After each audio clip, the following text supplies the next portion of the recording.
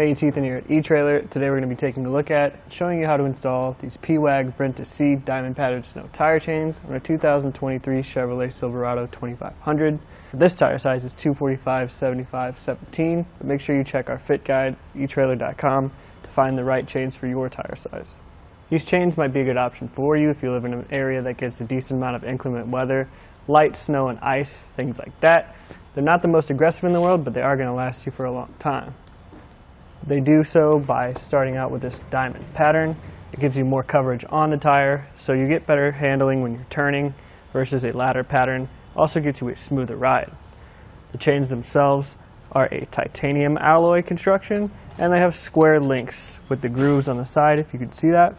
So they're going to do a good job of biting into that ice and snow, and because of that alloy construction, they're going to last you a handful of seasons at least. The insides of the chains are powder coated, which is going to help protect not only your hands, but the rims if there's any contact there. As you can see with this assisted tensioning cable, it might have the potential to bounce against your rims, so it's nice that that is protected. There is this assisted tensioning cable, which helps keep some of that tension while you're driving. The links themselves are square, so you are going to get that traction, but they're still low profile enough for the chains to be Class S compatible, so if you do have any sort of wheel well clearance issues, they have that for you. They do come two in a set, and this hard plastic outer shell, which actually does a pretty good job of separating them. If you can see inside, there are another set of chains, the instructions, a couple of other links in case yours break.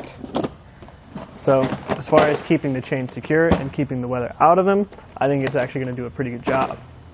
As far as the installation of the chains goes, it's pretty straightforward, but you do still have to make some connections around the side. So just make sure you practice in your garage beforehand so that you understand how the chains work and where all the points go before you find yourself on the side of the road trying to do it. But you can watch how we do it right now. The first thing we need to do is lay our chains out flat, making sure that nothing is caught, twisted, or tangled. Especially with this assisted tension cable, a lot of times it likes to get wrapped up because it is so long. Make sure that everything is the way we want it. You see there's this gap here where the tire is going to go. And if you look at the hoops at the end of each set of chains, we want the flat side making contact with the tire. We don't want the hook side making contact with the tire. So once we're content with how everything is, we'll start the whole process by sliding one half of the section of chains around the back side, doing our best to find where that gap was that we set for ourselves earlier, and spreading the rest of the chains throughout. Then, grabbing one of each end of chains, we'll make our first connection on the back side by fitting this hook into the catch, just like that, and then trying to drape the rest of the chains out evenly. It can be a little bit of a task sometimes because they do tend to get stuck in the ring behind there, but once we have that, take this red hook and we'll fit it into the loose link on the other side. It's nice that they're all color coordinated, easily labeled so you know what's going where.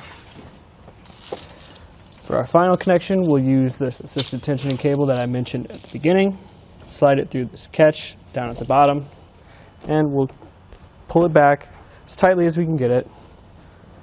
And then we can use 1, 2, or 3 of these hooks depending on how much tension we need. So if we go with 1, probably not quite enough. I think 2 is going to be a good balance for us. And then we basically just try to pull it straight across if we can. Or just find a connection, making sure that the hook side is face out, like that. Once you have this assisted tension cable where you want it to be, go ahead and install the chains on your passenger side tire as well. Roll forward and backwards a few times just to make sure that everything is secure and you're ready to go. Overall, if you're looking for a set of chains that's going to last a handful of seasons, and it's going to be useful for light to mid-level snow and ice, you're going to have to use them pretty often, these might be a good option for you. If you're looking for something maybe a little bit more aggressive, Pewag has some all-square snow tire chains that are going to be really good for light to heavy snow and maybe even some heavier ice, so you can check those out if you need those. But if you still want something that's going to give you that coverage and a lot more usability, these are going to be a good option. This is just how they fit on our 2023 Chevrolet Silverado 2500.